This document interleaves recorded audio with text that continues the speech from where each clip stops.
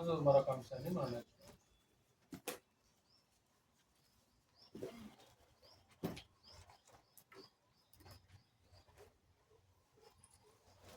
సంక్షోభంలో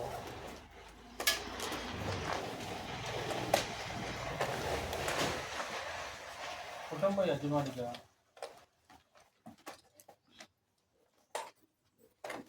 నీ నిర్ణయం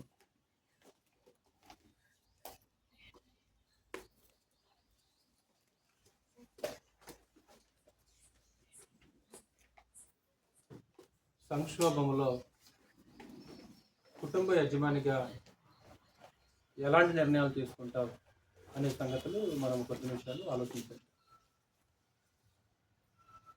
అంటే ఏదైనా సమస్య వచ్చినప్పుడు, ఏదైనా కష్టం వచ్చినప్పుడు, ఏదైనా ఇరుకులు, ఇబ్బందులు, ఉపద్రవాలు వచ్చినప్పుడు కుటుంబ యజమానిగా నువ్వు తీసుకున్న నిర్ణయాలు నీ కుటుంబంపై గొప్ప ప్రభావాన్ని చూపిస్తాయి. ఎలాంటి నిర్ణయాలు మనం తీసుకుంటామో, కుటుంబానికి యజమాని మీకు తెలిసినట్లు పురుషుడు లేదా తండ్రి లేదా ఒక భర్త. యజమానిగా నిర్ణయం చేసింది సాక్షాత్తు పరలోకపు దేవుడు. అతడు నిన్ను ఏలును. అంటే భార్యని ఏలుబడి చేసేది భర్త, కుటుంబాన్ని ఏలుబడి చేసేది భర్త లేకుంటే పురుషుడు. టోటల్గా కుటుంబానికి లీడర్, యజమాని, ఒక అధికారి, ఒక రాజు ఎవరంటే పురుషుడు. నీ నిర్ణయాలకి కుటుంబం లోబడాలి. నీ నిర్ణయాలకి కుటుంబం లోబడుతుంది. నీ నిర్ణయాల వలన నీ కుటుంబం రోడ్డున పడకూడదు. నీ నిర్ణయాల వలన నీ కుటుంబం పాడు కాకూడదు. నీ నిర్ణయాల వలన నీ కుటుంబం దేవునికి దూరం కాకూడదు. అంటే దేవునికి దూరం అయిపోయే నిర్ణయాలు నువ్వు తీసుకోకూడదు. దైవ సహవాసానికి దూరం అయిపోయే నిర్ణయాలు నువ్వు తీసుకోకూడదు. కాబట్టి నీ కుటుంబాన్ని దేవుడు నీ చేతిలో పెట్టాడు. దాన్ని లీడ్ చేయాల్సింది, నడిపించాల్సింది, దేవునికి దగ్గర చేయాల్సింది, కుటుంబం గురించి ఆలోచించాల్సింది, కుటుంబం యొక్క క్షేమం కోరి నిర్ణయాలు తీసుకోవాల్సింది ఎవరంటే పురుషుడు, ఒక భర్త లేకుంటే ఒక తండ్రి. నీ నిర్ణయాలు నీ కుటుంబాన్ని రోడ్డున పడే విధంగా ఉండకూడదు. నీ నిర్ణయాల వలన నీ కుటుంబము ఇబ్బందుల్లో పడకూడదు. నీ నిర్ణయాల వలన నీ కుటుంబము దైవ సహవాసానికి, దేవునికి దూరము కాకూడదు. మరీ ప్రాముఖ్యంగా సంక్షోభంలో అంటే సమస్యలు వచ్చినప్పుడు ఎలాంటి నిర్ణయాలు తీసుకుంటారు? ఏదైనా ఉపద్రవం కానీ, ఆపద కానీ సంభవించినప్పుడు యజమానిగా నీ నిర్ణయం ఎలాగుంటుంది? నిర్ణయాల యొక్క ప్రభావం అనేది కుటుంబం మీద చాలా తీవ్రంగా పడిపోతుంది. ఈరోజు దేశ అధ్యక్షులు, దేశాన్ని పరిపాలించే అధికారులు కూడా దేశం కోసం కొన్ని నిర్ణయాలు తీసుకుంటారు. కొంతమంది మంచి నిర్ణయాలు తీసుకుంటారు అధికారులు, కొంతమంది చెడ్డ నిర్ణయాలు తీసుకుంటారు. వారి నిర్ణయాల వలన దేశం అభివృద్ధి పదంలో దూసుకుపోతుంటది. కొంతమంది నిర్ణయాల వలన దేశము ఆర్థికంగా పడిపోతుంటది. ఈరోజు వాస్తవానికి మన భారతదేశం ఈ విధంగా ఉంది అంటే ప్రాముఖ్యంగా ఒక ఇద్దరు వ్యక్తుల నిర్ణయాల కారణం. గతంలో రీసెంట్గా ఒక వ్యక్తి చనిపోయాడు. అంటే ఆర్థిక పదంలో దేశం ఈ విధంగా ఉంది అంటే పూర్వం గతంలో ఒక ఇద్దరు ప్రధానమంత్రులు తీసుకున్న నిర్ణయాలని నేటికి వారి గురించి మాట్లాడుకుంటారు. అందులో ప్రాముఖ్యంగా పివి నరసింహారావు గారు. మనకు తెలియదు చరిత్ర. ఒక అద్భుతమైన నిర్ణయాలు తీసుకున్నాడు. ఆయన పరిపాలించింది కొంతకాలమే కానీ, మన తెలుగువాడు దేశాన్ని పరిపాలించింది కొంతకాలమే కానీ, అతను తీసుకున్న నిర్ణయం వలన సంక్షోభంలో ఉన్న భారతదేశము లేచి నిలబడిందండి. రీసెంట్గా చనిపోయిన ప్రధానమంత్రి మన్మోహన్ సింగ్ గారు కూడా మంచి ఆర్థికవేత్త, మంచి తెలివి కల వ్యక్తి, మంచి నిర్ణయాలు తీసుకుంటాడు. మనిషి అంటే వారిద్దరి నిర్ణయాల వలన ఈ దేశము ఈరోజు ఆర్థికంగా ఇదిగో ఇలాగుంది. అంటే కొంతమంది నిర్ణయాలేమో సంక్షోభంలో పడేస్తే, కొంతమంది నిర్ణయాలనేమో ఆ సంక్షోభంలో నుంచి లేచి నిలబెడతాయి.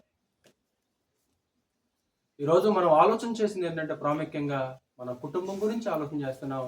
అతి ప్రాముఖ్యంగా ఇదిగో యజమానిగా, లీడర్గా ఉన్న నీవు ఎలాంటి నిర్ణయాలు తీసుకుంటావు? అందులో ఒక వ్యక్తి గురించి మనం నేర్చుకుందాం ఈరోజు. మీకు అందరూ తెలిసిన వ్యక్తి లోతు. ఆదికాండం మీకు తెలిసిన సందేశమే, రహస్యాలు ఏం చెప్పట్లేదు, కానీ ఒక అత్యద్భుతమైన పాయింట్, ఒక అత్యద్భుతమైన సందేశం. ఇందులో మొదటిగా పరిచయాల గురించి ఆలోచించాలి.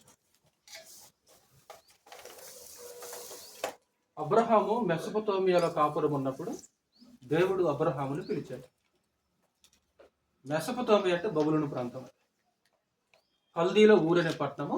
దాన్ని పూర్వం మెసొపొతేమియా అని పిలిచేవాడు.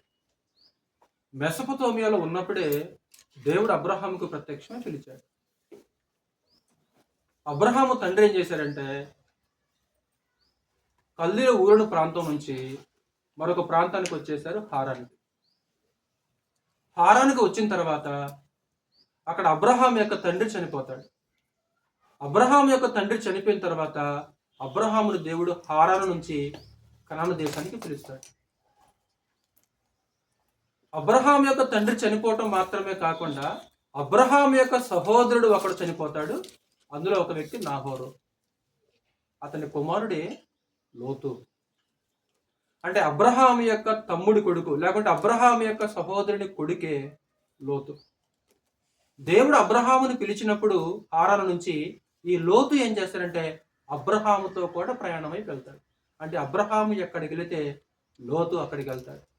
అంటే అబ్రహాముని లోతు వెంబడించాడు, లేకుంటే అబ్రహాము కూడా లోతును తీసుకొని అతను ఎక్కడికి వెళ్తే అక్కడికి వెళ్ళేవాడు.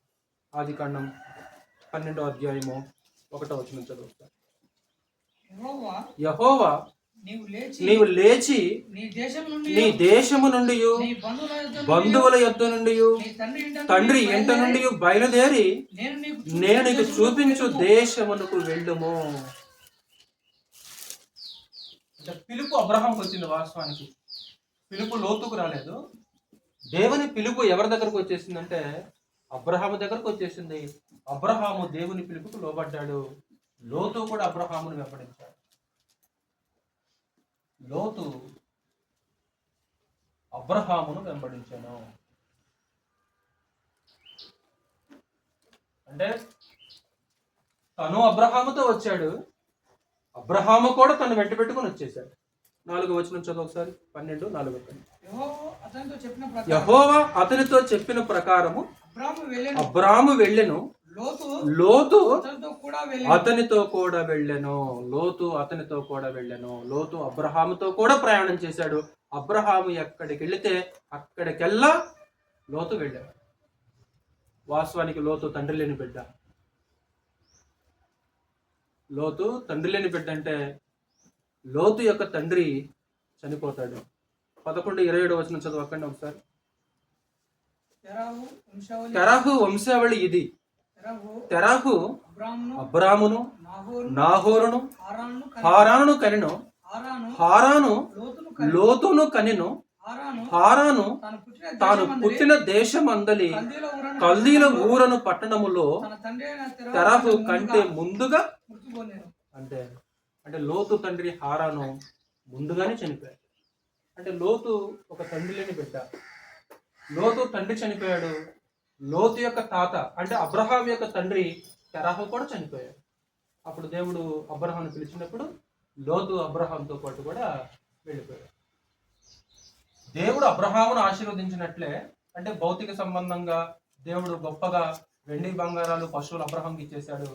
అలాగే లోతు కూడా ఆశీర్వదించబడింది.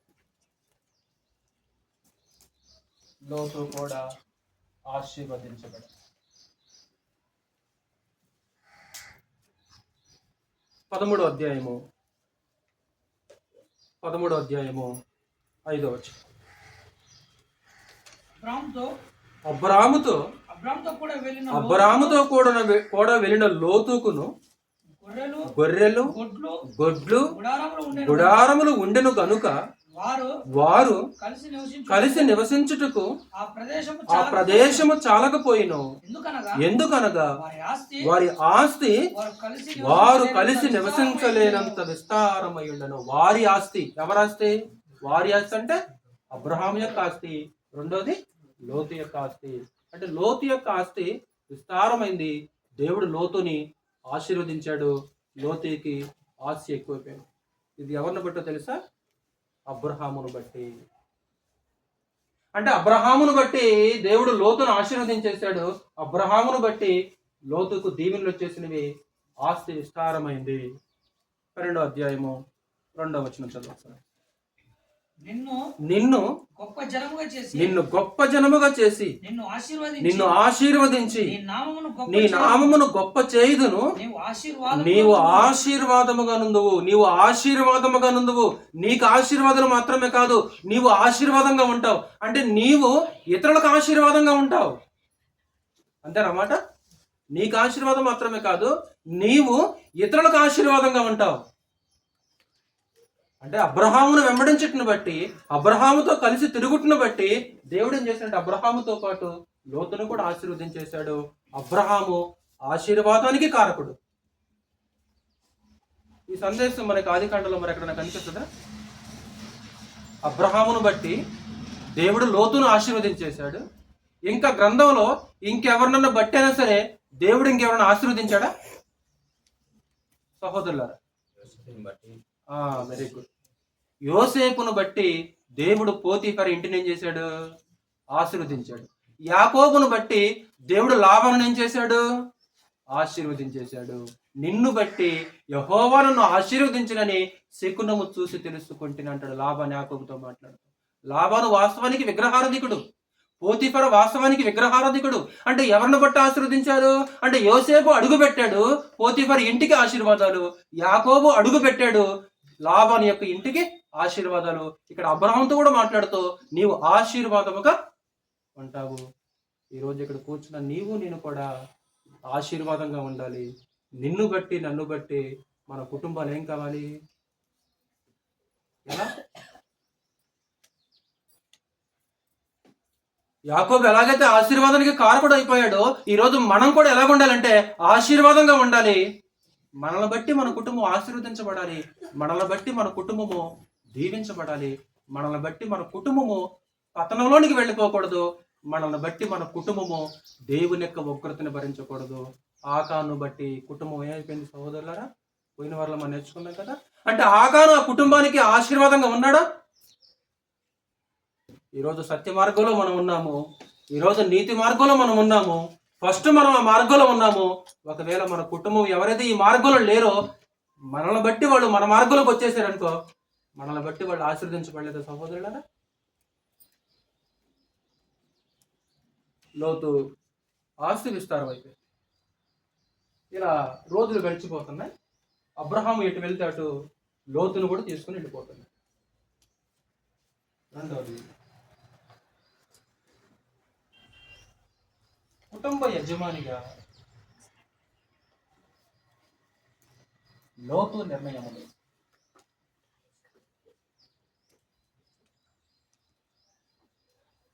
కుటుంబ యజమానిగా లోతు నిర్ణయం. ఐగుప్తుకి వెళ్తారు కరువు వచ్చేస్తే. ఐగుప్తుల నుంచి తిరిగి మళ్ళీ దక్షిణ పాలస్తీనా ప్రాంతానికి వచ్చేస్తారు అబ్రహాము లోతు. ఒకసారి మరలా 13వ అధ్యాయము 1 నుంచి చదవండి సార్. అబ్రాము సమస్తమును తన భార్యను లోతును వెంటబెట్టుకొని ఐగుప్తులో నుండి దక్షిణ దేశ ప్రాంతానికి వెళ్ళిపోయాడు. ఎవరిని వెంటబెట్టుకొని? లోతు కూడా ఉన్నాడు ఇక్కడ. అంటే లోతు అబ్రహాంతో పాటు ఎక్కడికి వెళ్ళిపోయాడు? ఐగుప్తుకి వెళ్ళిపోయాడు. తర్వాత అబ్రాము వెండి బంగారము పశువులు కలిగి బహు ధనవంతుడై ఉండెను. అతడు ఆస్తి అంటే అబ్రహాముకి విస్తారంగా ఆస్తుంది. నెక్స్ట్ 5వ వచనం కూడా చదువు. మరలా అబ్రాహాముతో కూడా లోతుకును గొర్రెలు గొడ్లు గుడారములు ఉండెను గనుక వారు కలిసి నివసించుటకు ఆ ప్రదేశము చాలకపోయేను. ఎందుకనగా వారి ఆస్తి వారు కలిసి నివసించలేనంత విస్తారమై ఉండెను. వారి ఆస్తి వారు కలిసి నివసించలేనంత విస్తారమై ఉండెను. ఇక్కడ ఒక గొప్ప సూత్రం కనిపిస్తుంది సహోదరులారా. ఆస్తి ఎక్కువైతే ఏం జరుగుద్ది? ధన సంపాదన ఎక్కువైపోతే ఏం జరుగుద్ది? సంపాదన ఎక్కువైపోతే ఆస్తి ఎక్కువైపోతే ఏం జరుగుద్ది? ఇక్కడ అబ్రహాము లోతు దగ్గర ఆస్తి ఎక్కువైపోయింది. ఎంత ఆస్తి ఎక్కువైపోయిందంటే కనీసం వాళ్ళు కలిసి నివసించలేనంతగా ఆస్తి ఎక్కువైపోయింది. అంటే ఇప్పుడు దాకా కలిసి నివసించారు, ఇప్పుడు దాకా కలిసి నడిచారు, ఇప్పుడు దాకా కలిసి వాళ్ళు ప్రయాణం చేశారు. ఇప్పుడు ఆస్తి ఎక్కువైపోయింది. ఇప్పుడు ఆస్తి ఎక్కువైపోయిన తర్వాత కలిసి సహవాసం చేసే అవకాశం కూడా, అంటే సహవాసానికి కూడా దూరం అయిపోయే విధంగా ఆస్తి ఎక్కువైపోయింది. ఈ మధ్య ఒక పెద్దవాడిని పరామర్శించడానికి వెళ్ళాను. అనారోగ్యంగా ఉంటే ఒక మంచి మాట ఉన్నది. అయ్యా, పూర్వం డబ్బులు లేవు, మందులు కూడా లేవు అయ్యా. ఇప్పుడు డబ్బులు ఉన్నాయి, డబ్బులతో పాటు మందులు కూడా ఉన్నాయి అయ్యా. ఒక కవర్ కుప్ప చూపిస్తున్నారు. సుమారు ఎన్ని ఉన్నాయి చూడ, ఎన్ని ఉన్నాయో.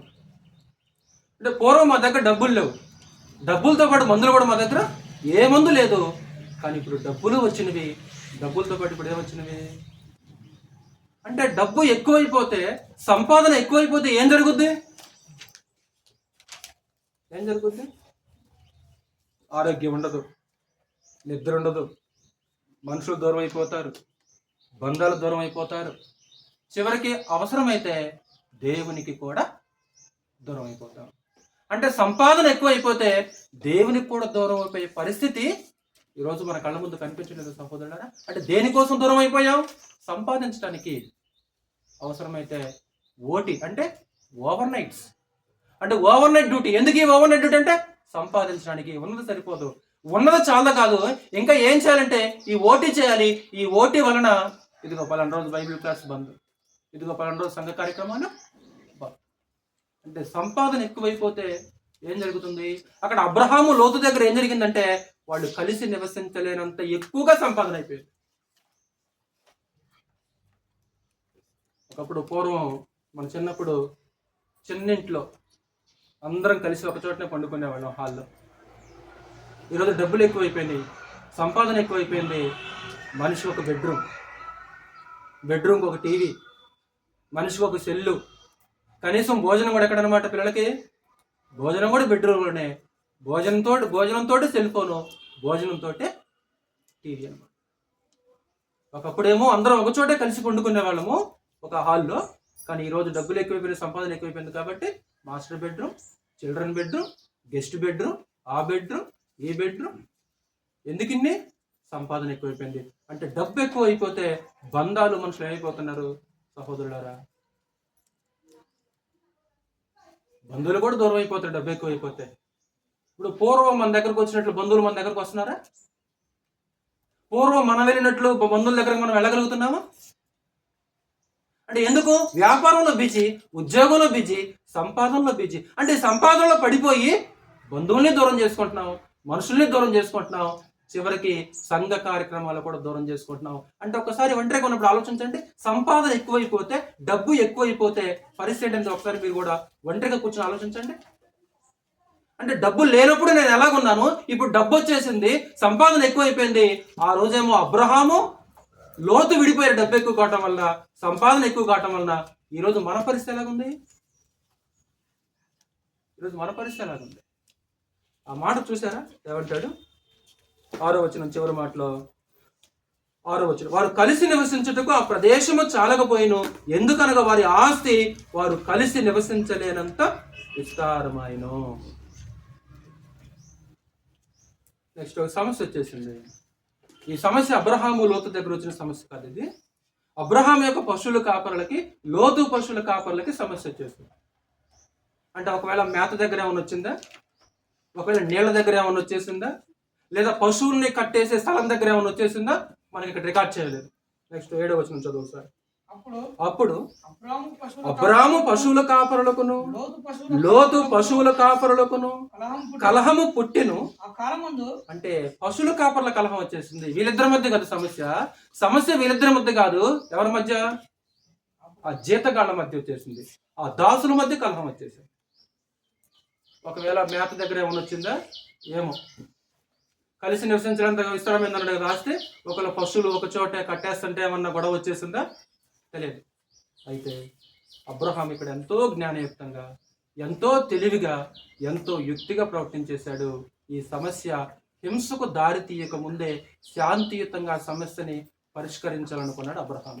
ఏంటి, ఒకవేళ వీళ్ళు సైలెంట్గా ఉంటే అవసరత వాళ్ళు ఏమైపోతారు, కొట్టుకొని వస్తారు కూడా కదా, ఆ కాపర్లు కొట్టుకుని వస్తారు. అంటే ఈ సమస్యని హింసకు దారి తీయక ముందే అబ్రహాం ఈ సమస్యని శాంతియుతంగా పరిష్కరించాలనుకున్నాడు. అప్పుడు 8వ వచనం చదవండి సార్. ఏమంటాడు?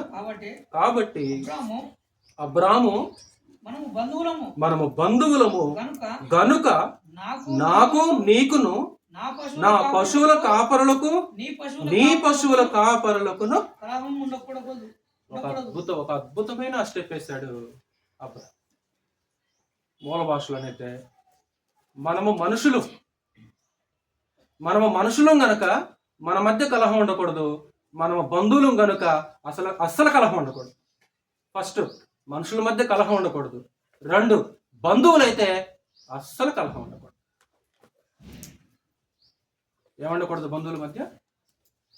ఈరోజు ఇక్కడ కూర్చున్న మన బంధువులందరూ మనతో సమాధానంగా ఉన్నారా? మాట్లాడతారా? మనం వారితో సమాధానంగా ఉన్నామా? మనం వాళ్ళతో మాట్లాడుతున్నామా? ఇప్పుడు సమాధానంగా ఉండడానికి ప్రయత్నించమన్నాడా, లేకుంటే అసలు అవసరం లేదన్నాడా? అందరితో సమాధానమును పరిశుద్ధత కలిగి ఉండుటకు నీ ప్రయత్నం. అంటే నీ ప్రయత్నం లోపలది ఉండకూడదు అనమాట. ప్రయత్నం లోపలది ఉండకుండా సమాధానంగా ఉండటానికి ప్రయత్నం చేయాలి. అంటే ఒక పెద్ద హింసకు దారితీయక ముందే శాంతియుతంగా ఈ సమస్యను పరిష్కరించాలి. మనుషుల మధ్య కలహం ఉండకూడదు, బంధువుల మధ్య అయితే అస్సలు కలహం ఉండకూడదు అని ఒక అద్భుతమైన స్టెప్ వేశాడు. ఇదే స్వభావము అబ్రహాంకు మన ఇస్సాకులో కూడా కనిపిస్తుంది. ఎక్కడ సహోదరులారా గుర్తొస్తుందా? ఇదే స్వభావము. అంటే అబ్రహాములో ఏ క్వాలిటీ ఉందో ఇస్సాకులో కూడా అదే క్వాలిటీ మనకు కనిపిస్తున్నది. ఎప్పుడంటే అబ్రహాము తవ్విన బావుల్ని ఫిలిస్తీన్లు మన్ను పోసి పూర్తి చేస్తే ఈ ఇస్సాకు త్రవ్విస్తాడు. ఇస్సాకు త్రవ్వించినప్పుడు వాళ్ళు వచ్చేసి ఏం చేస్తారు? జగడమడతారు. అప్పుడు ఈ మనిషి ఏం చేశాడు? తిరిగి జగడమన్నాడా? సైలెంట్గా వెళ్ళిపోయాడా? సైలెంట్గా వెళ్ళిపోయాడు. అంటే అబ్రహాములో ఏ గుణం ఉందో అది ఎవరిలో మనం చూడగలము? అబ్రహాం యొక్క సంతాన స్వభావం అని ఒక గొప్ప సబ్జెక్ట్ ఒకటి ఉంది. ఈరోజు మనం కూడా ఎవరి సంతానం అయిపోతాం సార్? ఎవరి పిల్లలం అయిపోతాం? అబ్రహాం పిల్లలం కదా. మీరు విశ్వాస సంబంధులైతే ఆ ప్రకారము అబ్రహాం యొక్క సంతానమయ్యుండి నిన్ను అనేక జనములకు తండ్రిగా నియమించుతుంది. అంటే ఈరోజు క్రీస్తు యేసునందు విశ్వసించిన ప్రతి విశ్వాసు కూడా ఇప్పుడు ఎవరికి కుమారుడు అనమాట? అబ్రహాముకి కుమారుడు. అబ్రహాం యొక్క సంతాన స్వభావం ఏంటంటే కలహం ఉండకూడదు, ఎవరితో కలహం ఉండకూడదు, ఎవరితో జగడం ఉండకూడదు.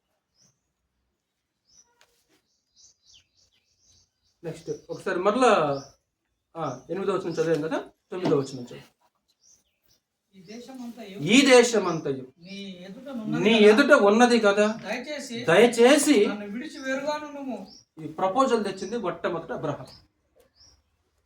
ఇప్పుడు సమస్య ఉంది కాబట్టి మన ఇద్దరం వేరుగా ఉన్నాం. ఇప్పుడు వేరుగా ఉందని ప్రపోజల్ తెచ్చినప్పుడు లోతు ఏం చేయాలి అంటే ఇతను తీసుకున్న 2 నిర్ణయాలు, ఒక ప్రమాదకరమైన 2 నిర్ణయాలు. లోతు తీసుకున్న 2 ప్రమాదకరమైన నిర్ణయాలు. ఆ నిర్ణయాల వలన కుటుంబము అంధపాతాళ లోకానికి పడిపోయింది. ఒకటి అతను చేస్తున్న నిర్ణయం ఏంటంటే అబ్రహాముకి దూరంగా వెళ్ళిపోవటం. అంటే ఒక గొప్ప విశ్వాసికి దూరంగా ఉంటాం. ఒక గొప్ప విశ్వాసికి దూరంగా ఉంటాం. ఒకటి అబ్రహాముతో దూరం అవ్వడం. 2 సొదొమను కోరుకోవడం. ఈరోజు మనం నేర్చుకున్న సందేశం ఏంటంటే సహోదరులారా, కుటుంబ యజమానిగా సంక్షోభంలో ఇక్కడ సమస్య వచ్చేసింది వాస్తవానికి. ఏంటో సమస్య? అబ్రహాం పశువుల కాపర్లకి, లోతు పశువుల కాపర్లకి కలహం వచ్చేసింది.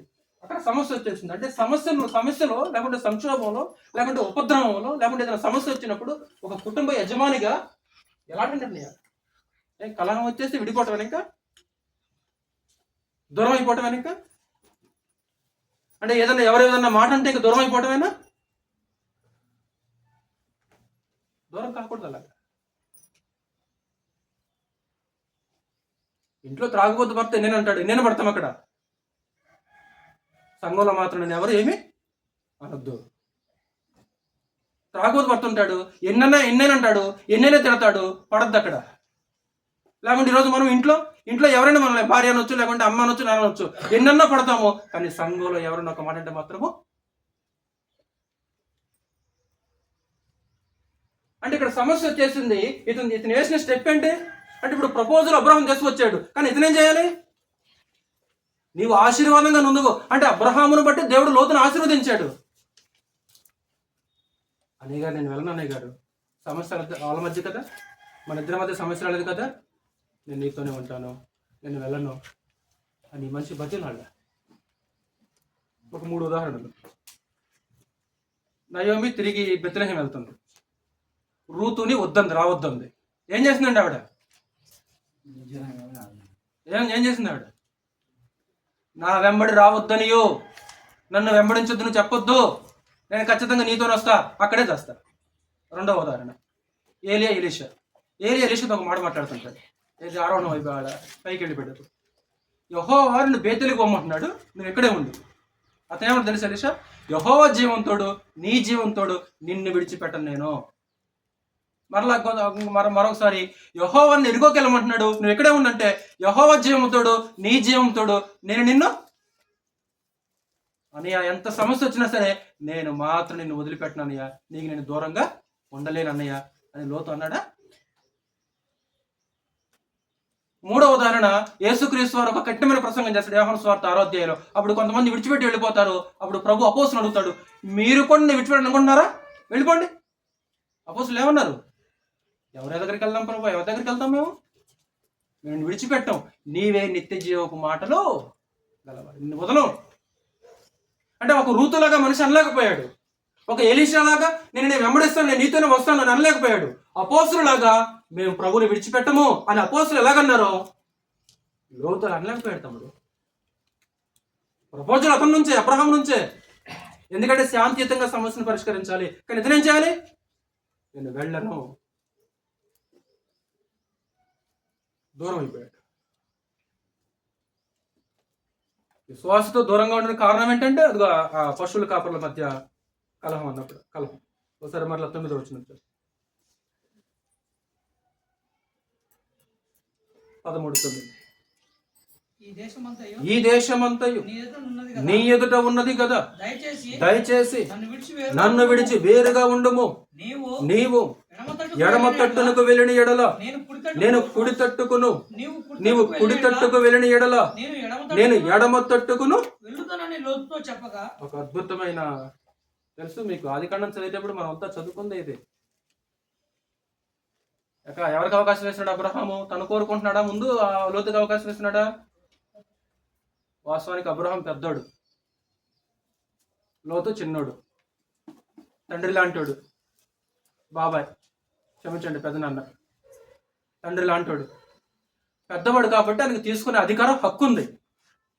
తను ముందు తీసుకొని మిగతాది ఎవరికి ఇవ్వచ్చు? ఇప్పుడు హక్కు అధికారం ఉంది ఆయనకి. అయినా సరే తన హక్కుని కానీ, తన అధికారం కానీ, తన స్వప్రయోజనం కానీ అబ్రహాం చూసుకున్నాడు అక్కడ? చూసుకోలేదు. తప్పుడు తన స్వార్థం లేదు అబ్రహాం దగ్గర. అక్కడ వచనంలో అబ్రహాం యొక్క స్వార్థం కానీ, పక్షపాతం కానీ, స్వప్రయోజనం కానీ ఏది కనిపించలేదు. వాస్తవానికి ఆ దేశం ఇస్తానని కూడా వాగ్దానం చేసింది ఎవరికి? దేవుడు. ఇప్పుడు ఆ దేశం ఎవరిది? ఇదిగో ఈ దేశం అంతా ఏది ఉంది కదా, అసలు వాస్తవానికి ఆ దేశం అంతా ఎవరిది? ఇప్పుడు ఏంది? అబ్రహాందే కదా. వాగ్దానం వేసిన వాగ్దానం చేసాడు కదా ఇస్తారని. అయినా సరే ఇదిగో నువ్వు వెళ్ళి నువ్వు కోరుకో, ఇదిగో నువ్వు తీసుకుంటావా? అక్క చెల్లెల్ని పిలిచి అమ్మ 2 చీరలు ముందేసింది, 4 చీరలు వేసింది లేకుంటే. ఎవరికి అవకాశం ఇవ్వాలి? నువ్వే తీసుకోరా, మిగతా నేను తీసుకుంటా, నీకు నచ్చింది నువ్వు తీసుకో. కాలువ పక్కన ఒక పొలం ఉంది, ఇంకొంచెం దూరంగా ఉంది, అన్నదమ్ముళ్ళు, ఏం చేయాలి? నువ్వే తీసుకో కాలువ పక్కన, నేను తీసుకుంటా ఆ పొలం. లోకల్ ఉంటుంది నిజాయితీ. రోడ్డు పక్కనే సైటు, 2 రోడ్లు ఉంది, దీనికి బాగా రేట్ వస్తుంది, ఇంకొంచెం లోపల ఉంది, ఏం చేస్తాం మనం? ఏం చేస్తాం? నేను పెద్దోడిని, నాకు అధికారం ఉంది, నాకు ఆటో, నాకు ఇదే కావాలి, నాకు పో, నువ్వే తీసుకోపో, అది తీసుకుంటాను పో. ఉంటుందండి ఆ నిజాయితీ, ఉంటుందండి మనలో. ఒకవేళ పైకన్నా నిజంగా మనస్ఫూర్తిగా అనగలమా? అంటే మనకు స్వలాభం, మనకు స్వప్రయోజనం కావాలి. మనకి అబ్రహాంలో అదేం కనిపించట్లేదు సహోదరులు. నెక్స్ట్ ఆయన సుధమను కోరుకున్నాడు. అతను వేసిన ఒక రాంగ్ స్టెప్, ఒక నిర్ణయం ఏంటంటే నెక్స్ట్ 10వ వచనం. లోతు తన కన్నులెత్తి యొర్దాను ప్రాంతం అంతటిని చూచెను. యెహోవా సొదొమ గొమొర్రా అను పట్టణములను నాశనము చేయక మునుపు సోయేరుకు వచ్చు వరకు అదంతయు యెహోవా తోట వలెను, ఐగుప్తు దేశము వలెను.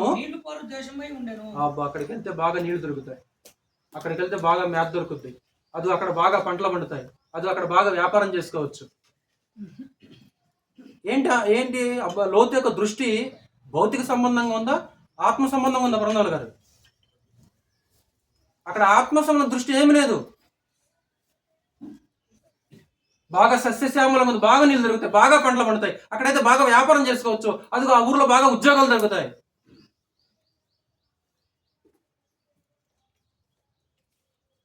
ఒక 4 రోజులు వ్యాపారం లేదనుకో చచ్చిపోతావా? 1 సంవత్సరం పంటల పండకపోతే చచ్చిపోతావా? అందుకే యాకోబు పత్రికలో ఏమన్నా తెలుసా? ఇక్కడ వ్యాపారం సరిగా లేదు, ఒక సంవత్సరం వెళ్ళి ఇంకో చోట ఏం చేద్దాము, వ్యాపారం చేద్దాం అని చెప్పుకున్న వారులారా. అంటే ఇక్కడ వ్యాపారం జరగట్లేదు, అక్కడ వ్యాపారం జరుగుద్ది. మరి అక్కడ దేవుని సన్నిధి ఉందా? అక్కడ సహవాసం ఉందా? ఇప్పుడు వ్యాపారం ముఖ్యమా, సహవాసం ముఖ్యమా? ఇక్కడ ఉద్యోగాలు లేవు, అక్కడ ఉద్యోగం ఉంది. ఇక్కడ పంటలు పండట్లేదు, అక్కడ పంటలు పండుతున్నాయి. ఒకవేళ అక్కడ సహవాసం ఉందనుకో అది వేరే సంగతి. ఇప్పుడు దేవునికి దూరం అయిపోయి ఉద్యోగం చేసి ఏం చేస్తావు? దేవునికి దూరం అయిపోయి అక్కడికి వెళ్ళి వ్యాపారం చేద్దామా? ఒక్కొక్కసారి లోతు ఆలోచించినట్లే మనం ఏమైనా ఆలోచిస్తున్నామా? అంటే లోతు తన కుటుంబం కోసం ఏం కోరుకున్నాడు? ఆత్మ సంబంధంగా కోరుకున్నాడా, భౌతికంగా కోరుకున్నంటే ఆత్మ సంబంధంగా కోరుకోలేదు, భౌతికంగా కోరుకున్నాడు. ఈ రోజు ఇక్కడ మనం కూడా మన కుటుంబం గురించి ఎక్కువగా ఆత్మ సంబంధంగా ఆలోచిస్తున్నావా, భౌతికంగా ఆలోచిస్తున్నావా సహోదరులారా? అంటే తన స్వప్రయోజనాలు చూస్తున్నాడు లోతు, తన స్వప్రయోజనాలు, తన స్వపం, తన స్వార్థం, తన స్వలాభం. అక్కడికి వెళ్తే బాగా పంటలు పండుతాయి, పైకి బాగానే ఉంది మీకు తెలిసినట్లు. నెక్స్ట్ కంటిన్యూ చేయండి సార్. లోపల పరిస్థితి కూడా మీకు తెలుసు కదా. కాబట్టి లోతు యొర్దాను ప్రాంతం అంతటిని ఏర్పరచుకొని తూర్పుగా ప్రయాణము చేసాను. అట్లు వారు ఒకరినొకరు, అబ్బా చిన్న మాట కాదండి అది, అట్లు వారు ఒకరినొకరు వేరైపోయిరి. ఒక మాట చెప్పమంటారా? చీకట్లో నుంచి, క్షమించండి, వెలుగులో నుంచి ఇప్పుడు ఎక్కడికి వెళ్తున్నాడు? వెలుగులో నుంచి ఇప్పుడు ఎక్కడికి వెళ్తున్నాడు? చీకట్లోకి వెళ్తున్నాడు. ఒకప్పుడు మనం ఎక్కడి నుంచి ఎక్కడికి వచ్చాము? ఒకప్పుడు మనము చీకట్లో నుంచి వెలుగులోకి వచ్చేసాము. కానీ ఇక్కడ లోతు ఏం చేస్తాడంటే ఇప్పుడు వెలుగులో నుంచి ఇప్పుడు ఎక్కడికి వెళ్తున్నాడు? చీకట్లోకి వెళ్తున్నాడు. తమ్ముడు, అక్కడున్న వాతావరణం మంచిదా? సస్యశ్యామలంగా చూడముచ్చటగా అందంగా ఉంది ఈ ప్రాంతం. అక్కడ నివసించే మనుషులు సహవాసం మాత్రము లేదు. ఇప్పుడు వెలుగులో నుంచి చీకట్లోనికి బుద్ధి ఉంటే ఎవరు వెళ్తారండి? వెలుగును కోరుకుంటారు తప్ప ఎవరైనా చీకటిని కోరుకుంటారా? ఇప్పుడు వెలుగులో ఉన్నాం, మనం కూడా ఎప్పుడైనా అప్పుడప్పుడు చీకట్లో మనం వెళ్తున్నావా?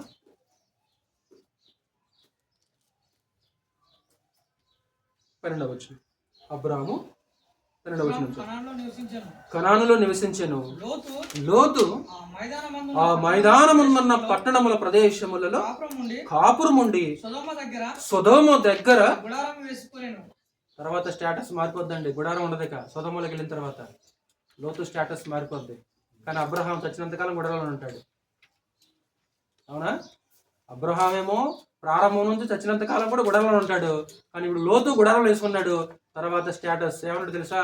సొదొమలో ఇల్లు అనే పదం ఉపయోగించాడు. అక్కడ ఇల్లు, ఇక గుడారం కాదు. అంటే ఏంటి? అక్కడికి వెళ్ళిపోయిన తర్వాత ఏం జరిగింది? మారిపోయింది, స్టేటస్ మారిపోయింది. ప్రజలు అంటే నెక్స్ట్ సొదొమ మనుషులు దుష్టులను యెహోవా దృష్టికి ఎంపిక. సహోదరులు, ఎంపిక, ఎన్నుకోవటం. దేన్ని ఎన్నుకుంటున్నాం ఈరోజు మనము? దేన్ని మనం ఎంపిక చేసుకుంటున్నాం? మన కుటుంబం కోసం మనం దేన్ని ఎంపిక చేసుకుంటున్నాం? దేనికి ఓటేస్తున్నాం? అబ్రహాం సాయం చేశాడు, తనకు నచ్చిందని ఓటేశాడు. తన మనసుకు నచ్చిన మార్గంలో వెళ్ళిపోయాడు. తన కుటుంబాన్ని అంధపాతాలడికి పడేశాడు ఈ మనిషి. ఈరోజు ఇక్కడ కూర్చున్న కుటుంబ యజమానులారా, అధికారులారా, లేకుంటే పురుషులారా, భర్తలారా, ఈరోజు మన నిర్ణయాలు మన కుటుంబాన్ని ఏం చేస్తున్నాయి? దేవునికి దూరం అయిపోయేది మనం నిర్ణయాలు తీసుకుంటున్నామా? వ్యాపారం కోసం దూరం అయిపోతున్నామా? లేకుంటే సంపద కోసం దూరం అయిపోతున్నామా? లేకుంటే కరువు వచ్చిందని దూరం అయిపోతున్నామా? వాస్తవానికి కరువు ఏమైనా చేయగలదా నిన్ను? ఏమన్నాడు పౌలు? వస్త్రహీనత అయినను, ఉపద్రవమైనను, కరువైనను దేవుని ప్రేమ నుంచి మనం. ఇక్కడ వ్యాపారం సరిగా లేదండి. నా రోజులు వ్యాపారం జరగకపోతే చచ్చిపోతావా? ఇక్కడ సరిగా ఉద్యోగాలు లేవండి, లేకుంటే ఇక్కడ పంటలు సరిగా పండట్లేదండి అంటే నా మాటలు అపార్థం చేసుకోవద్దు. ఒకవేళ అక్కడ దేవుడు ఉంటే, అక్కడ దైవ సహవాసం ఉంటే, అక్కడ సంఘం ఉంటే నువ్వు ఎంత దూరమైనా వెళ్ళొచ్చాం. కానీ దైవ సహవాసం లేదు, దైవ సంఘం లేదు, దైవ సన్నిధి లేదు, ఏమీ లేకుండా అక్కడికి వెళ్ళి ఏం చేస్తాం? సోదరులారా? ఎలా ఉన్నాయి మన ఆలోచనలు? మీకు తెలిసిన మాటే కదా, చదువుదాం. యాకోబు రాసిన పత్రిక 4వ అధ్యాయం చూడండి సార్ ఒకసారి. ఎవరితో మాట్లాడుతున్నాడు? వ్యాపారస్తులతో మాట్లాడుతున్నాడు. యాకోబు 4వ అధ్యాయము 13వ వచనం. నేడైనను రేపైనను ఒకనొక పట్టణమునకు వెళ్ళి అక్కడ 1 సంవత్సరం ఉండి వ్యాపారము చేసి లాభము సంపాదింతుము రండని చెప్పుకొని వారులారా. లోక సంబంధులు కాదు వీళ్ళు, లోక సంబంధులు కాదు వీళ్ళు. సంఘానికి రాస్తున్న పత్రికని. అంటే సంఘంలోనికి ప్రవేశించిన తర్వాత కూడా దృష్టి దేని మీద ఉందో? లోతులాగా. ఎప్పుడు ఏ వ్యాపారం, ఏ లాభం, ఏ సంపాదన, ఆలోచనలన్నీ ఎక్కువగా దేని మీద? ఇక్కడ వ్యాపారం జరగట్లే, 1 సంవత్సరం వెళ్దాం, వలస వెళ్దాం అక్కడికి. కాబట్టి ఇక్కడేమో కలిసి నివసించలేకపోతున్నాం, ఇక్కడ మేత లేదు సరిగా, అక్కడికి వెళ్దాం. అక్కడ మేత ఉంది, సహవాసం లేదు, అంతేనా? అక్కడ నీళ్లున్నాయి బాగా, కానీ దైవికమైన వ్యక్తులు ఉన్నారు అక్కడ. దైవికమైన వ్యక్తులు లేరు. ఎలా ఉన్నారంట? దుష్టులను, బహుపాపులు, ఘోరమైన పాపులు అక్కడ ఉంది. నీకు అక్కడ కడుపు నిండా అన్నం దొరుకుద్దేమో. అక్కడ దైవికమైన వ్యక్తులు లేరు. అక్కడ దైవికమైన వ్యక్తులు కావాలి, వాళ్ళతో కలిసి ఉండాలి. ఓకే, ప్రపోజల్ తెచ్చాడు, నువ్వేం చేయాలి మరి?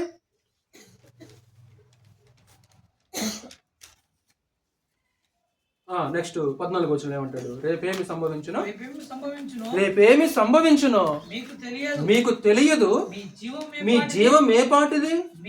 మీరు కొంతసేపు కనబడి అంతలో మాయమైపోవు ఆవిరి వంటి వారే.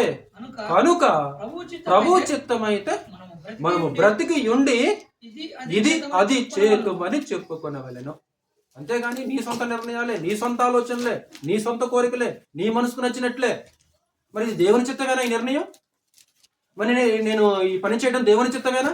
ఇదిగో దైవ సహవాసం దూరంగా వెళ్ళిపోతుంది, దేవుని చిత్తమేనా?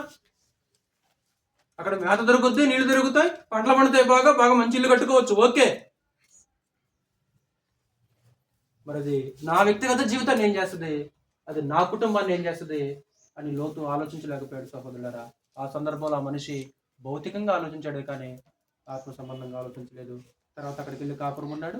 కొంతమంది రాజులు సొదొమ మీద దాడి చేశారు. సొదొమ మీద దాడి చేసిన తర్వాత లోతు కుటుంబాన్ని ఆశ్రయుడు ఏం చేశారు? చెరపట్టుకుని పోయారు. అది 14వ అధ్యాయంలో మీకు తెలిసిన సమాచారమే. అప్పుడు అబ్రహాం ఏం చేశాడు? తన ఇంట్లో పుట్టిన 318 మందిని అడ్డపెట్టుకొని పోయి ఆ రాజులను ఓడించి లోతు కుటుంబాన్ని ఆశ్రయం తీసుకొని విడిపించేస్తుంటాడు. సరే, విడిపించిన తర్వాత సరే తిరిగి మరలా ఎవరి దగ్గర రావాలి? మరి 14 అధ్యాయం గుర్తొస్తుందండి. ఇప్పుడు చెరలోకి వెళ్ళిపోయాడు కదా లోతు. చెరలోకి వెళ్ళిపోతే ఏం చేశాడు అబ్రహాము? యుద్ధం చేసి ఏం చేశాడు? విడిపించాడు కదా. మరి విడిపించిన తర్వాత ఇక్కడ ఉంటాం మంచిది కదరా బాబు, నా పెద్ద నీ దగ్గరకు వస్తున్నాడు కదా మనిషి. మరలా ఎక్కడ కాపురం ఉన్నాడు? అక్కడే కాపురం ఉన్నాడు. నిర్ణయము తర్వాత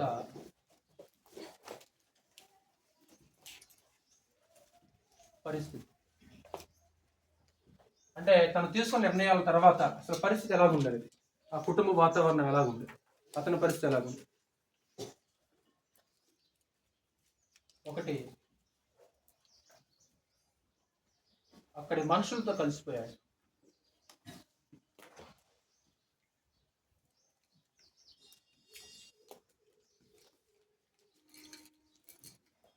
రెండు, పెద్దలతో గవిన్ దగ్గర కూర్చున్నాడు.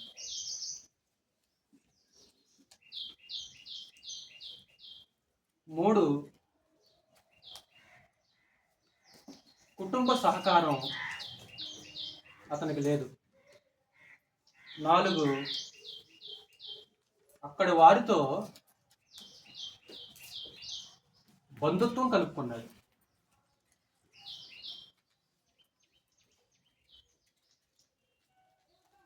ఎలాంటి మనుషులతో బంధుత్వాన్ని కలుపుకున్నాడు?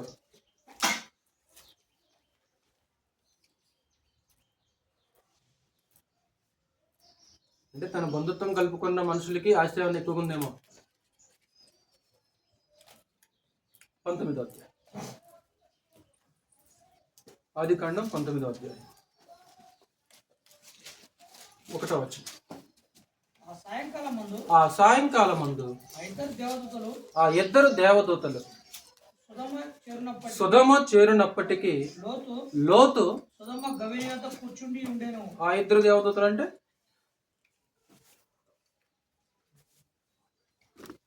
ఆ ఇద్దరు దేవదూతలు అంటే అంతకుముందు ఏదో సంబంధం ఉన్నట్లు మాట్లాడుతున్నాడు. ఆ ఇద్దరు దేవదూతలు లోతు దగ్గరికి సొదొమ వచ్చేసారు. వాస్తవానికి ఆ ఇద్దరు అంటే ఎవరంటే సహోదరులారా, 18వ అధ్యాయంలో అబ్రహాం దగ్గర కూడా ఎవరు వచ్చారు? 3 దేవదూతలు వచ్చేసారు. 3 దేవదూతలు వచ్చేస్తే ఒక దేవదూత ఏమో నిలబడ్డాడు అక్కడ, అబ్రహాంతో మాట్లాడుతున్నాడు. 2 దేవదూతలు ఏం చేశారు? ఇప్పుడు లోతు దగ్గరకు వచ్చేసారు. అది కనెక్ట్ సందర్భం అనమాట. ఆ 2 దేవదూతలు అంటే 18వ అధ్యాయంలో అబ్రహాం దగ్గరికి దేవదూతలు వచ్చారు. వచ్చింది 3. ఒకళ్ళేమో నిలబడి మాట్లాడుతున్నారు, మరొకిద్దరు ఏం చేశారు? సొదొమ వచ్చేసారు. అంటే దేవదూతలు సొదొమ వచ్చేసరికి లోతు ఎక్కడ కూర్చున్నాడు రా శ్రీలరా? గవిన్ అంటే అది తీర్పు తీర్చే స్థలం. అది అంటే మన భాషలో మనకు అర్థం కాదు. ఒక రచ్చబండ అనుకుందాం. ఒక రచ్చబండ దగ్గర కూర్చున్నాడు. ఎవరు కూర్చుంటారు రచ్చబండ దగ్గర? ఆ ఊరు పెద్దలు. ఆత్మ సంబంధం లేదు కూర్చోరు అక్కడ. ఆత్మ సంబంధమైన మనుషులు అయితే ఆ బండ మీద కూర్చున్న పెద్దలతో పంచాయతీ ఏం పెట్టరు అక్కడ. అంటే పంచాయతీలో కూర్చున్నాడు, లేకుంటే రచ్చబండ మీద కూర్చున్నాడు అంటే నా ఒక మాటలో ఇంకా మనకు అర్థం కావడానికి సొదొమ వెళ్ళిన తర్వాత మనిషి ఒక రాజకీయ నాయకుడు అయిపోయాడు. ఇక్కడ ఒక విశేషమైన సూత్రం. దేవదూతలు వచ్చేసరికి లోతు ఎక్కడ కూర్చున్నాడు? దేవదూతలు వచ్చేసరికి అబ్రహాం ఎక్కడ కూర్చున్నాడు? 18 చదువు ఒకసారి. మరియు మమ్రే దగ్గరనున్న సింధూర వనములో అబ్రహాము ఎండవేళ అంటే దేవదూతలు వచ్చేసే మనకి అబ్రహాం ఎక్కడ కూర్చున్నాడు? తన గుడారంలో. దేవతలు వచ్చే సమయానికి లోతు ఎక్కడ కూర్చున్నాడు? ఎక్కడ కూర్చున్నాడు? గవిన్ దగ్గర గుడారంలో కూర్చోలే. ఎంత వ్యత్యాసం ఉందండి అబ్రహాంకి లోతుకి.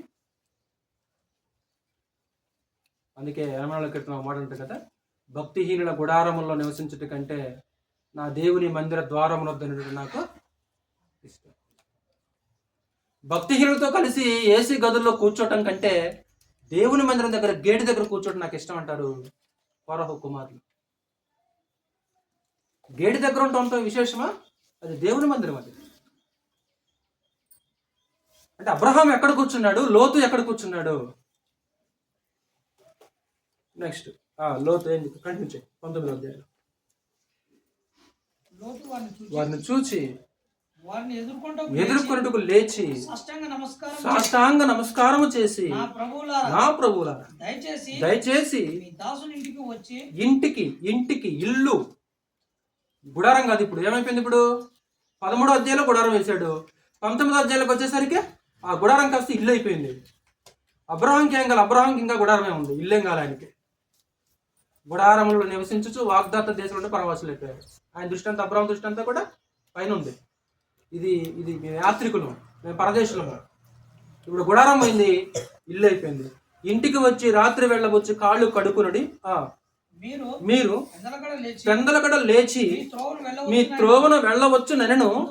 అందుకు వారు అలాగు కాదు, నడి వీధిలో వెళ్ళబోస్తున్నారు. రావు మీ ఇంటికి రావు మేము అన్నట్లు. అంతే. అంటే ఎందుకన్నారు ఈ మాట? కుటుంబ సహకారం జీరో. కుటుంబ సహకారం. వివాహ వయసుకు వచ్చిన 2 కుమార్తెలు, భార్య. ఇప్పుడు రొట్టెలు చేసి వడ్డించింది ఎవరు తెలుసు అక్కడ? నెక్స్ట్ 3వ వచనం చదువు. అయినను అతడు మిక్కిలి బలవంతం చేసినప్పుడు అతని తట్టు తిరిగి అతని ఇంట ప్రవేశించి అతడు వారికి విందు చేసి పొంగని రొట్టెలు కాల్చగా. ఏంటి రొట్టెలు కాల్చింది ఎవరు? ఎడిపోయింది నీ భార్య, ఎడిపోయింది. వయసుకు వచ్చిన 2 కూతురు ఎడిపోయారు. సుమారు 90 సంవత్సరాల ముసలది 3 మానికల మెత్తని పిండితో ఏం చేసింది సారా? 18వ అధ్యాయం రొట్టెలు చేసింది ఎవరు? దేవదూతలకి. ఎంత పిండి? 3 మానికలు. వయసు ఎంత? సుమారు 90 సంవత్సరాల ముసలిది. మరి ఇప్పుడు లోతు భార్య ఎక్కడ ఉంది? ఇక్కడ 18:6 చదువు ఒకసారి. 18:6. అబ్రహాము గుడారములో ఉన్న శారా యుద్ధకు త్వరగా వెళ్ళి నీవు త్వరపడి 3 మానికల మెత్తని పిండి తెచ్చి పిసికి నువ్వే చేయాల, పనులు కాదు. పనులు ఎంతమంది ఉన్నారు? కుర్రాళ్ళు, యుద్ధం చేసే కుర్రాళ్ళే 318 మంది ఉన్నారు. యుద్ధం చేసే కుర్రాళ్ళే 318 మంది ఉన్నారు. పనులు ఎవరు చేయకూడదు. ఎవరు చేయాలి? నువ్వే చేయాల. 3 మానికల పిండి అంటే ఎన్ని కేజీలు? వయసు ఎంత? సమయం ఎంత?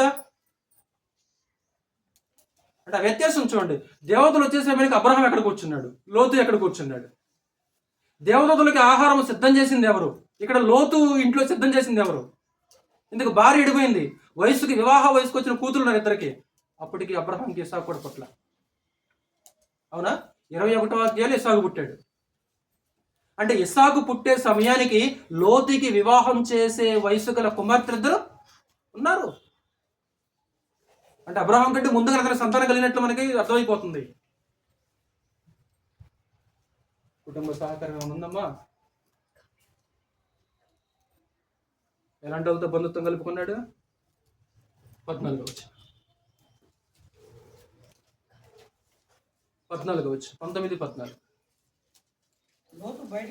లోతు బయటకు వెళ్ళి తన కుమార్తెలను పెండ్లాడన ఉన్న, అంటే బహుశా నిశ్చితార్థం జరిగిందేమో, అంటే వివాహం చేయాలని నిశ్చయించి ఉండొచ్చు, ఇంకా పెళ్లి గల పెండ్లాడన ఉన్న అల్లుళ్ళు. అంటే ఇదిగో వీళ్ళిద్దరు కుర్రాళ్ళకి మా ఇద్దరిని ఇద్దామని నిశ్చయించుకున్నాడు ఈ మనిషి. లెండి విడిచిపెట్టి రండి, యెహోవా ఈ పట్టణమును నాశనము చేయబోచున్నాడని చెప్పెను. అయితే అతడు తన అల్లుళ్ళ దృష్టికి ఏం అల్లుడురా నాయన, మా గౌరవం, మామంటే గౌరవం లేని అల్లుళ్ళు వాళ్ళు. మామగారు వస్తుంటే మోసం ఏం చేశాడు సార్? గుర్తొస్తుందా?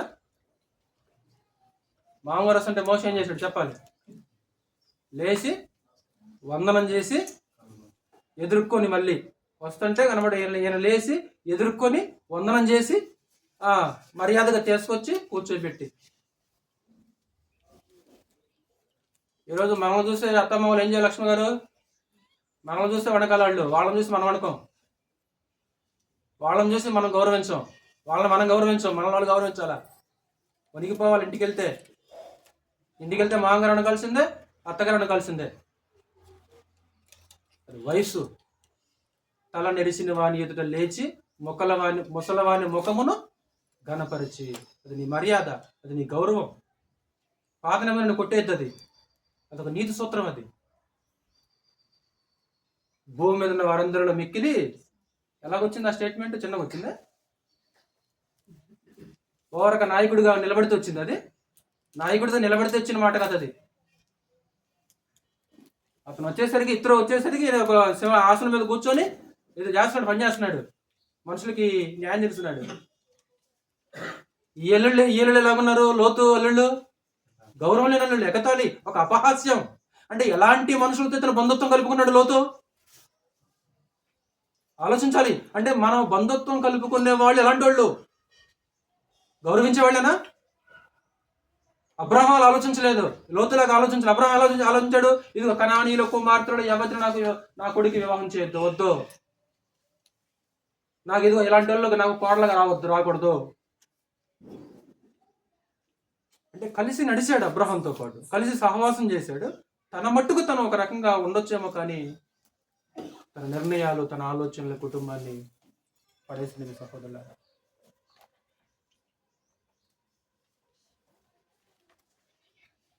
రమ్మంటే ఆలోచన చేశారంటే ఇంకా 15 వచ్చిన చూడు, 15-16 వచ్చిన లెక్కండి. తెల్లవారినప్పుడు ఆ దూతలు లోతుని త్వరపెట్టి, లెమ్ము, ఈ ఊరి దోష శిక్షలో నశించిపోకుండా నీ భార్యను ఇక్కడ నున్న నీ ఇద్దరు కుమార్తెలను తీసుకుని రమ్మని చెప్పి అతడు ఎందుకు ఇంకా ఆలస్యం? ఏంటి మనసు ఏమి బయటికి రావాలనిపించట్లేదా? వాళ్ళేమో త్వరపెడుతున్నారు, లేరా బాబు, లేరా నాయనా, లేరా, ఉగ్రత వచ్చేస్తుంది, కురుస్తుంది, లే, తడవు చేసాను, కొంచెం బయటికి వెళ్ళారు. అదిగో దేవుడు ఏమన్నాడు? ఆ ప్రాంతానికి వెళ్ళన్నాడు. ఈ ప్రాంతం దూరంగా ఉంది, ఆ ప్రాంతం వద్దు, ఇదిగో చిన్న ప్రాంతానికి వెళ్ళిపోతాడు. అంటే నిర్ణయాల తర్వాతే తన పరిస్థితి. చివరిగా మరొక పాయింట్,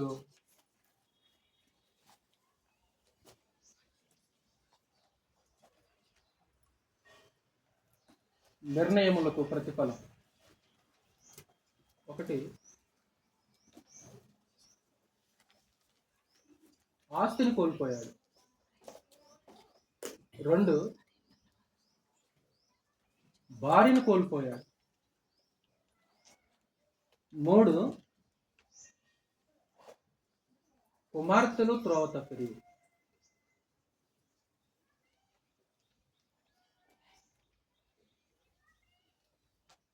అతని నిర్ణయాలకి ప్రతిఫలం ఏంటంటే ఆస్తిని కోల్పోయాడు. బుగ్గి బోడిదైపోయింది ఆస్తి అంతా. అవునా? ఇక్కడ ఎంత ఆస్తి? ఇక్కడ కలిసి నివసించలేనంత ఆస్తి కదా. 14 గారు ఫస్ట్లో 13వ అధ్యాయంలో కలిసి నివసించలేనంత ఆస్తి ఇద్దరికి. ఆస్తి అంతా వెంట పెట్టుకుని ఎక్కడికి వెళ్ళాడు? ఇప్పుడు సుధమలోకి వెళ్ళాడు. మరి ఏమన్నా ఒక గొర్రెనన్నా ఒక పశువులను తీసుకుని వచ్చాడు వెంట? బుగ్గి బోడిదైపోయింది ఆస్తి అంతా, బోడిదైపోయింది. సంక్షోభంలో కుటుంబ యజమానిగా నిర్ణయాలు అనేది ఒక కీలకమైన సందేశం సహోదరుల.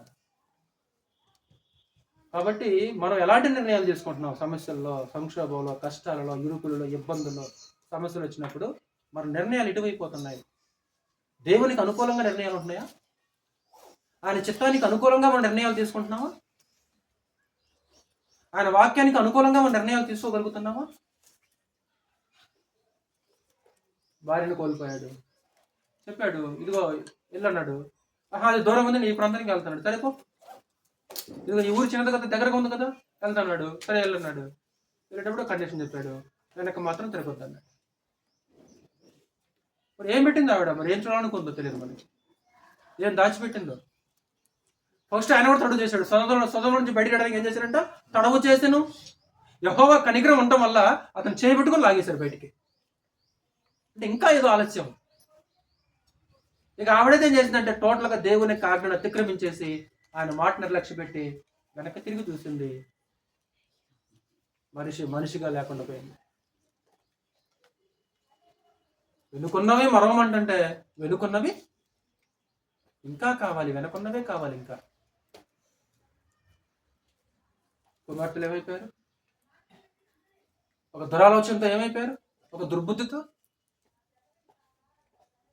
వాస్తవానికి అబ్రహాము దగ్గరగానే ఉన్నాడు. వాస్తవానికి అంత దగ్గర కంటే అబ్రహాము ఉదయం లేచి చూసినప్పుడు సుధమ పొగ కనబడుతూనే ఉంది. మళ్ళా అంటే సొదొమ గొమొర్రా తగలబడిపోతుంది, పొగ పైకి లేస్తుంది. అబ్రహాము ఒక తన నివాస ప్రాంతం చూస్తే పొగ కనపడుతుంది. అంటే ఎంత దూరంలో ఉన్నాడు? ఏమంటారు వాళ్ళు? మనతో పోవటానికి, లోక మర్యాద చొప్పున మనతో పోవడానికి పురుషులు ఎవరు కూడా లేరు. కాబట్టి మన తండ్రితోటి మనం ఏం చేద్దాము? సంతానము కలగజేసుకుందాం. ఎవరు లేరా? పెళ్ళాడా? అంటే లోతు ఏమి తన అబ్రహాం గురించి చెప్పలేదా? ఇదిగో మా అన్నయ్య మంచి విశ్వాసి, దేవుడు పిలిచాడు, ఏం చెప్పలేదా? అంటే బహుశా కూతురులో కూడా ఎప్పుడు అక్కడ తీసుకెళ్ళలేదా? అన్నయ్య దగ్గర తీసుకెళ్ళలేదు, విశ్వాస దగ్గర తీసుకెళ్ళలేదా? ఒక దుర్బుద్ధి, ఒక దురాలోచన. ఒకవేళ ప్రారంభంలో ఉండలేకపోవచ్చు ఆ చిన్నపిల్లలకి, సొదొమలోకి వెళ్ళిపోయిన తర్వాత దుష్ట సాంగత్యం, మంచి నడవడని జరుగుతుంది. మన బిడ్డ మంచిదే, మన కొడుకు మంచోడే, కానీ సహవాసం చేసేది ఎవరితో? మన బిడ్డలో ఏ రిమార్కు లేదు, మన కొడుకులో ఎలాంటి రిమార్కు లేదు, కానీ కలిసి ఉండేది ఎవరితో? నివసించేది ఎవరితో? ఎలాంటి వారి మనుషుల మధ్య నివసిస్తుంది? చూడండి సహోదరులారా, చివరికి ఒక గుహలో ఒక గుహ దిక్కైపోయింది ఆ మనిషికి, అంతే కదా? ఒక గుహ దిక్కైపోయింది. విస్తారమైన ఆస్తి కలిగిన వాడు ఒక గుహ దిక్కైపోయి ఆ గుహలో తల్లాస్తున్నాడు. ఈరోజు మన ఎంపిక ఎలాగుంది? ఈరోజు మనం ఎవరితో కలిసి ఉండడానికి నిర్ణయాలు తీసుకుంటున్నాం? ఎవరితో కలిసి సహవాసం చేయడానికి మనం నిర్ణయాలు తీసుకుంటున్నాం? మనము వివాహ విషయంలో ఎలాంటి నిర్ణయాలు తీసుకుంటున్నాం? ఉద్యోగం విషయంలో ఎలాంటి నిర్ణయాలు తీసుకుంటున్నాం? అలాగే సహవాస విషయంలో మనం ఎలాంటి నిర్ణయాలు తీసుకుంటున్నాం? కాబట్టి మంచి నిర్ణయాలు తీసుకుందాం. కుటుంబాన్ని ప్రమాదం నెట్టేలాగా, కుటుంబాన్ని దైవ సహవాసానికి దూరం చేసే విధంగా, దేవునికి దూరం అయిపోయే విధంగా, మన స్వార్థం కోసం, మన స్వలాభం కోసం, మన స్వప్రయోజనం కోసం, మన వ్యాపారం బాగా జరగాలి, లేకుంటే నేను బాగా సంపాదించాలి, సంపాదన కోసమో, వ్యాపారం కోసమో, లేకుంటే ఇంక దేనికోసమో దేవునికి దూరం అయిపోయే విధంగా దయచేసి ఎలాంటి నిర్ణయాలు తీసుకోవాలి. దైవ సహవాసానికి, ఆయన సన్నిధికి దూరం అయిపోయే విధంగా నిర్ణయాలు తీసుకోవాలి. నేను ముగించేస్తున్నాను. సంక్షోభంలో కుటుంబ యజమాని నిర్ణయాలు. ఇంకొక వ్యక్తి ఉన్నాడు, ఇంకో పాఠం చెప్తాను నేను వచ్చేవారు. ఇంకొక వ్యక్తి ఉన్నాడు, అది కూడా ఒక అత్యద్భుతమైన సందేశం. మరి మీకు ఎలాగుందో నాకు తెలియదు, కానీ నేను స్టడీ చేసేటప్పుడు మాత్రం చాలా అత్యద్భుతంగా అనిపించేసింది పాయింట్. ఎందుకంటే వాస్తవానికి ఈరోజు క్రీస్తవ సంఘంలో అంటే నాకు తెలిసి ఇక్కడ వీళ్ళెవరు మీకు ఎదురు చెప్పరు. భర్తలకి వీళ్ళెవరు మీకు ఎదురు చెప్పేవాళ్ళు కాదు. స్థానిక సంఘంలో స్త్రీలు ఎవరు కూడా మీకు ఎదురు చెప్పేవాళ్ళు కాదు. పిల్లలు కూడా వాక్యం ఉంటారు కాబట్టి పిల్లలు కూడా ఎక్కువగా ఎవరు ఎదురు చెప్పేవాళ్ళు కాదు. ఒక యజమానిగా, ఒక లీడర్గా, ఒక అధికారిగా ఈరోజు నువ్వు నేను ఎలాంటి నిర్ణయాలు తీసుకుంటున్నావు అనేది ఆలోచించండి. కాబట్టి దేవుడు పిలిచినప్పుడు అబ్రహాంతో పాటు లోతు కూడా వెళ్ళాడు. దేవుడు అబ్రహాంతో పాటు లోతుని కూడా ఆశీర్వదించేసాడు. కాబట్టి ఆస్తి ఎక్కువైపోతే ఏమైపోయింది? కలిసి నివసించలేకపోయారు. ఆస్తి ఎక్కువైపోతే, సంపాదన ఎక్కువైపోతే దూరమే, నిద్ర కూడా ఉండదు సంపాదన ఎక్కువైపోతే. ఎందుకంటే ఓటి, ఎందుకు ఆ ఓటి తగలబెట్టడానికి నిద్ర లేకుండా, దేవుడు లేకుండా. కుటుంబ యజమానిగా లోతు నిర్ణయాలు. వెలుగులో నుంచి చీకట్లోకి వెళ్ళిపోయాడు. వేరే విధంగా ప్రపోజల్ చేశాడు, శాంతియుతంగా సమస్యను పరిష్కరించుకుందాం అనుకున్నాడు. మరి నువ్వేం చేయాలి? నేను విడిచిపెట్టాను ఎలీషా లెక్క. యెహోవా జీవంతో నీ జీవం నిన్ను వదలను, నువ్వు వెళ్ళేదట వెళ్తా, నువ్వు మాత్రం నన్ను రావద్దనొద్దు అన్నది రోజు. నేను వస్తాను, అక్కడే వస్తాను నేను అవసరం. సమస్య వాళ్ళని మన మధ్య కాదు కదా. నేను వెళ్ళి మాట్లాడతాను మా వాళ్ళతో, మా జీతకాలతో నేను మాట్లాడతాను, మా దాసులతో నేను మాట్లాడతాను. అసలు వాళ్ళు ఎందుకు కలహం పెట్టుకున్నారు, నేను వెళ్ళి మాట్లాడతాను. ఏం లేదు, వేరైపోవడానికి ఇష్టపడ్డారు. బహుశా ఆ వేరైపోవడంలో కూడా భార్య సహకారం ఉందేమో తెలియదు మనకి. సారాకి ఆవిడకి కూడా చాలా వ్యత్యాసం కనిపిస్తుంది. ఒకరు ఆవిడ పాత్ర ఉందా మనకైతే రాయబడలేదు. ఏం కోరుకున్నాడు? అది ఒక భౌతికమైనది చూశాడు, భౌతికమైనది కోరుకున్నాడు. అంటే తన కుటుంబం కోసం, తన భార్య కోసం, తన పిల్లల కోసం భౌతికమైనది కోరుకున్నాడు. భార్య కోసం భౌతికమైనదే, పిల్లల కోసం కూడా భౌతికమైనదే. ఆత్మ సంబంధం ఏమీ లేదు అక్కడ. నిర్ణయాల తర్వాత అక్కడ మనుషులతో కలిసిపోయాడు, పెద్దలతో గవిని దగ్గర కూర్చున్నాడు. కుటుంబ సహకారం లేదు, అక్కడ అలాంటి వాళ్ళతో బంధుత్వం కలుపుకుంది. అంటే అతని నిర్ణయాల వల్ల కుటుంబం పాడైపోయింది. తన మట్టుకు తను కాపాడుకున్నాడు. తన మట్టుకు తను కాపాడుకున్నాడు, కానీ తన కుటుంబాన్ని మాత్రం అతను కాపాడుకోలేకపోయాడు. తన కుటుంబాన్ని సరైన మార్గంలో నడిపించలేకపోయాడు, రక్షణలో నడిపించలేకపోయాడు. నిర్ణయాల తర్వాత ప్రతిఫలము చాలా భయంకరంగా తీవ్రంగా ఉన్నది. ఎంత తీవ్రమైన ప్రతిఫలం అది? చిన్నదా? చిన్న ప్రతిఫలం అది ఏమన్నా? పంట ఎలాంటి చిన్న పంట కోసాడు ఆ మనిషి. చిన్న పంట ఏం కోయలేదు. ఒక మంచి నిర్ణయాలు తీసుకొని కుటుంబం ఆత్మ సంబంధంగా నిలబడే విధంగా, కుటుంబము దైవ సహవాసానికి దూరంగా ఉండే విధంగా మంచి మంచి నిర్ణయాలు తీసుకొని ఆత్మ సంబంధంగా బ్రతకాల్సిన వేడుకుంటూ ముగిస్తున్నాను. మీ అందరికీ వందనాలు.